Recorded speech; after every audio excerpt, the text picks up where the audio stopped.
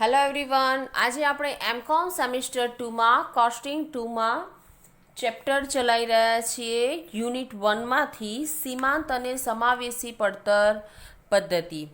આજે આ ચેપ્ટરનું ફોર્મેટ જે છે એ હું તમને સમજાવું છું. આમાં બે મેથડથી આપણે ફોર્મેટ જે છે રેડી કરવાનું રહેશે. નામ ઉપરથી જ તમને ખ્યાલ આવશે કે એક ફોર્મેટ જે છે એ સીમાંત પડતરનું હશે અને બીજું જે છે એ સમાવેશી મુજબ તૈયાર કરવામાં આવશે.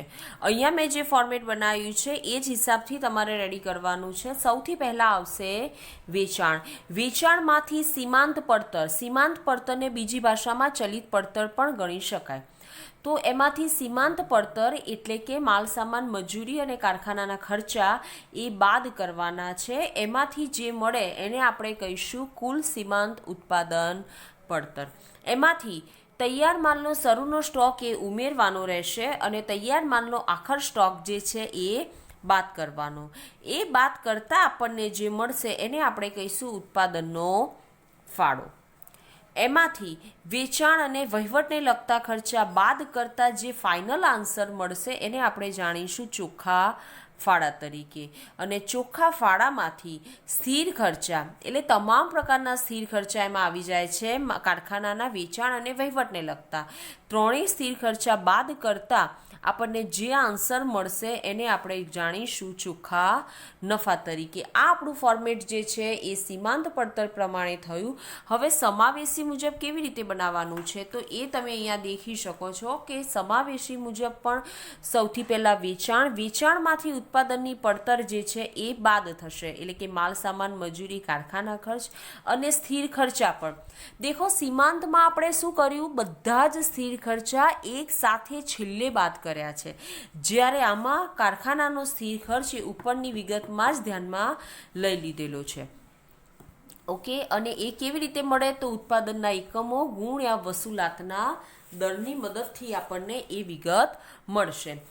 એટલે એને બાદ કરતાં જે આન્સર આવશે એને આપણે શું કહીશું ઉત્પાદનની પડતર. એમાં તૈયાર માલનો શરૂનો સ્ટોક ઉમેરવાનો થશે. તૈયાર માલનો આખર સ્ટોક એ બાદ કરીશું. જે આવશે એ વેચાણ પડતર. ઉપરની વિગતમાંથી એને બાદ કરતાં જે આવે એને આપણે કાચા નફા તરીકે ઓળખીશું.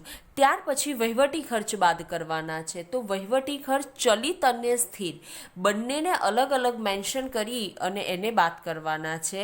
બિલકુલ એ જ રીતે વેચાણ વિતરણને લગતા ખર્ચા એ પણ બાદ કરવાના. જે આવે એ નફો.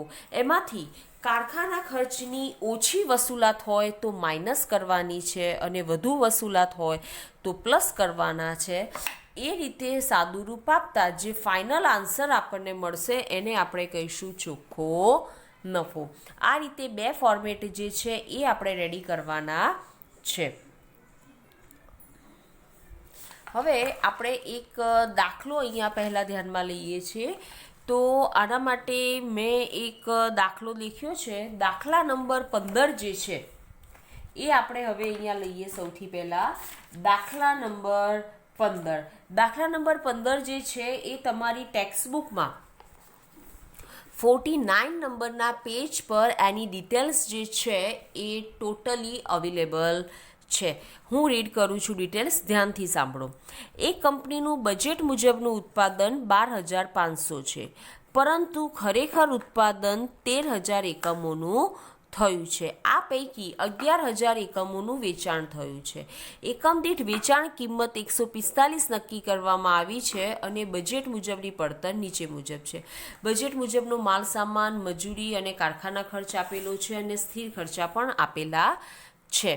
કારખાના વહીવટી અને વેચાણ વિતરણને લગતા ખરેખર વેચાણ ઉપર 2.5% લેખે કમિશન આપવાનું છે. શરૂઆતનો કોઈ સ્ટોક નથી. બજેટ મુજબની પડતર અને ખરેખર પડતર એક સરખી જ છે. સીમાંત પડતર અને સમાવેશી પડતરનો નફો દર્શાવતા પત્રકો તૈયાર કરો. ઓકે, સૌથી પહેલાં આપણે સીમાંત મુજબનું પત્રક અહીંયા બનાવીએ છીએ. તો તમે દેખી શકો છો કે આપણે પહેલાં શું લખવાનું હોય છે તો વેચાણ તમને કહેલું છે કે દાખલામાં 11,000 એકમનું પ્રોડક્શન કરવામાં પ્રોડક્શન એમનું અનુમાન હતું 12,500નું થશે, ખરેખર 13,000 એકમનું પ્રોડક્શન થયું છે. જ્યારે વેચાણ 11,000 એકમનું થયેલું છે, એટલે કે 11,000 ગુણ્યા વેચાણ કિંમત 145, એટલે એનું કેલ્ક્યુલેશન કરતાં આપણને આટલી અમાઉન્ટ મળે છે. એમાંથી ઉત્પાદનની સીમાંત પડતર, તો ઉત્પાદનની સીમાંત પડતર એ ઉત્પાદન થયેલા એકમો ઉપર ગણાય છે. તો આપણું ઉત્પાદન જે છે એ 13,000 એકમોનું છે, માટે 13,000 ગુણ્યા 74. આ 74 જે છે એ ક્યાંથી આવેલા છે તો તમે અહીંયા ડિટેલ્સમાં દેખી શકો છો. માલ સામાન મજૂરી કારખાના ખર્ચ એની ટોટલ અમાઉન્ટ આપેલી છે 74. તો 74 સાથે એને મલ્ટિપલ કર્યા, એની અમાઉન્ટ આવી, ઉપરની રકમમાંથી એને બાદ કરતા આન્સર આવ્યો, એને આપણે કહ્યું છે વેચેલ માલની પડતર. દાખલામાં આપણને કહેલું છે વેચાણ ઉપર કમિશન આપવામાં, મારી ભૂલ થઈ, આનું કેલ્ક્યુલેશન અહીંયા છે. હવે તૈયાર માલનો આખર સ્ટોક, એ વિગત એક મારે કહેવાની રહી ગઈ કે ટોટલ 13,000 એકમનું પ્રોડક્શન હતું, 11,000 એકમોનું સેલિંગ થયું, તો તૈયાર માલનો આખર સ્ટોક આપણો થયો 2,000.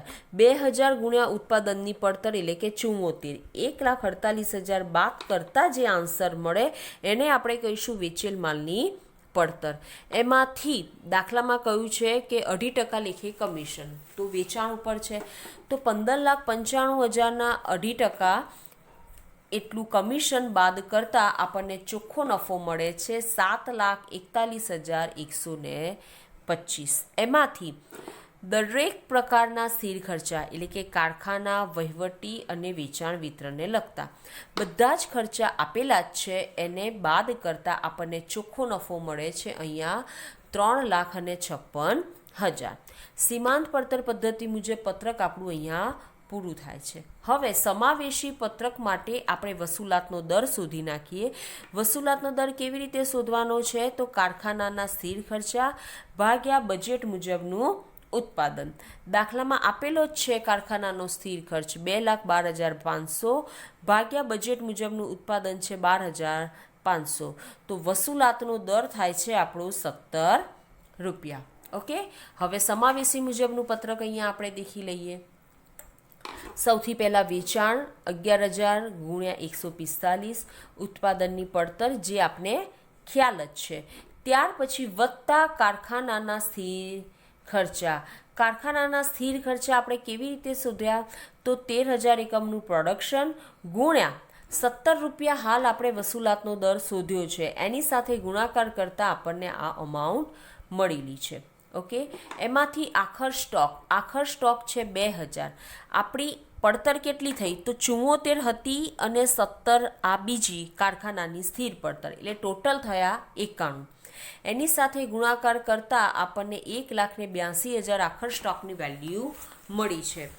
એનું પ્લસ માઇનસ કરતાં ફાઇનલ આપણને ઉત્પાદનનો ફાળો મળ્યો છે 5,94,000. એમાંથી વેચાણ પર કમિશન, ત્યાર પછી વહીવટી ખર્ચા, વેચાણ વિતરણને લગતા ખર્ચા, એ ખર્ચા બાદ કરતાં આપણને નફો મળે છે 3,81,500.